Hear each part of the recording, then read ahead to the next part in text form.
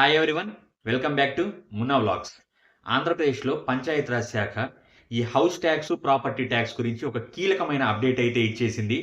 ఆ అప్డేట్ ఏంటో తెలుసుకుందాం. ఎందుకంటే మిస్ అయితే మీరు డిస్కౌంటే మిస్ అయిపోతారు. వీడియోని ఎక్కడా స్కిప్ చేయొద్దు, చివరి వరకు చూడండి. ఎందుకంటే ప్రాసెస్ మీరు మిస్ అయిపోతారు.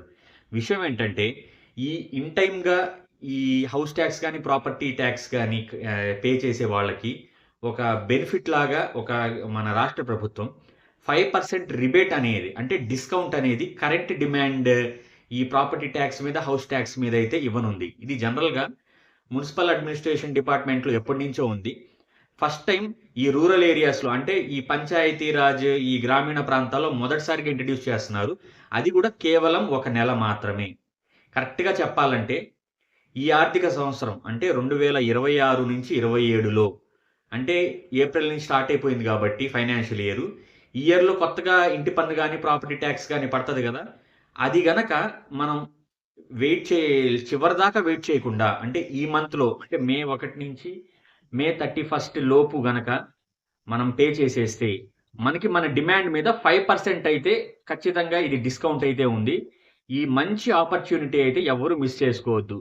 దీంట్లో ఎక్కువ జనాలు మిస్‌కన్సెప్షన్ గాని, లేదంటే అయ్యేదేందంటే అరియర్స్‌లో కూడా ఉంటాయా అని. లేదండి. కేవలం 2026, 27 ఈ ఫైనాన్షియల్ ఇయర్‌లో ఉన్న ట్యాక్స్‌కి మాత్రమే ఈ రిబేట్ ఉంటది.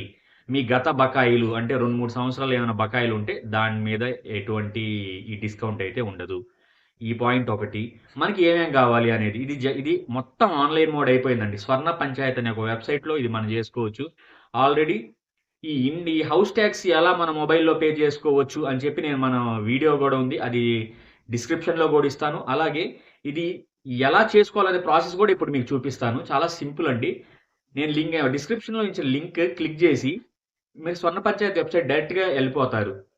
అక్కడ ఫైనాన్షియల్ ఇయర్ 2026, 27 క్లిక్ చేసుకున్న తర్వాత మీ జిల్లా, మండలం, అలాగే విలేజ్ ఇవి సెలెక్ట్ చేసేసుకొని మీకు కావాల్సిన చిన్న ఇన్ఫర్మేషన్ ఏంటంటే అసెస్‌మెంట్ నంబర్ అయినా తెలియాలి, లేదంటే డోర్ నంబర్ అయినా తెలియాలి, లేదంటే ఈ మొబైల్ నంబర్ అయినా. ఈ మూడిట్టు ద్వారా గూడా మనం అక్కడ చేసి డైరెక్ట్‌గా మీకు ఇప్పుడు స్క్రీన్‌లో చూపిస్తున్నట్టు ఇలా డిస్కౌంటెడ్ వస్తది. 5% రిబేట్ మీరు పే చేస్తే.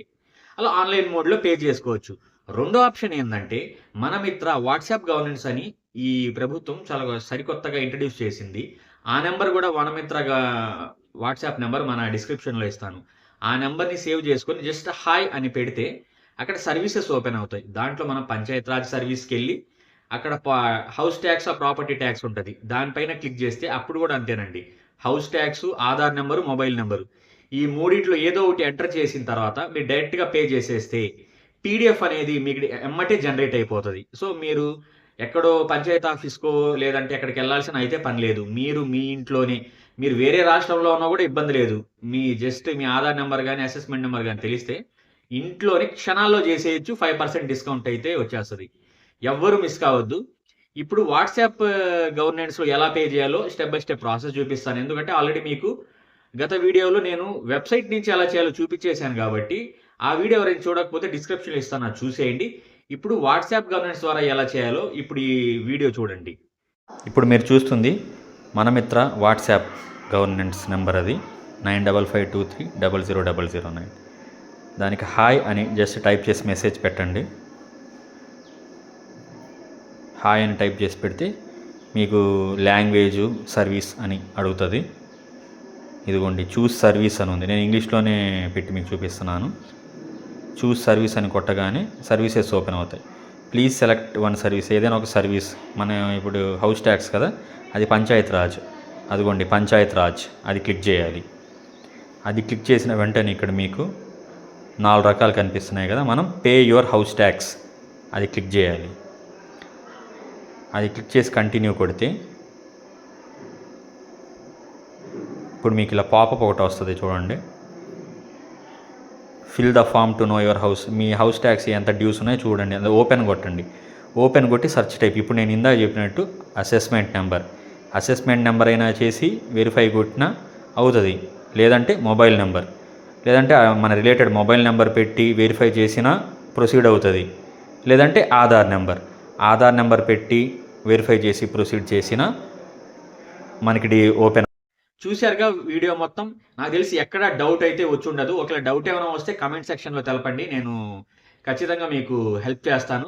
అలాగే ఈ video me friends and family అందరికీ షేర్ చేయండి. 5% అయితే ఈ డిస్కౌంట్ అయితే తీసుకోవటం మర్చిపోవద్దు. ఇలాంటి మంచి మంచి interesting up to date information మన ఛానల్‌లో ఎప్పుడూ ఉంటది. లైక్ చేయండి, సబ్స్క్రైబ్ చేయండి మన ఛానల్‌ని.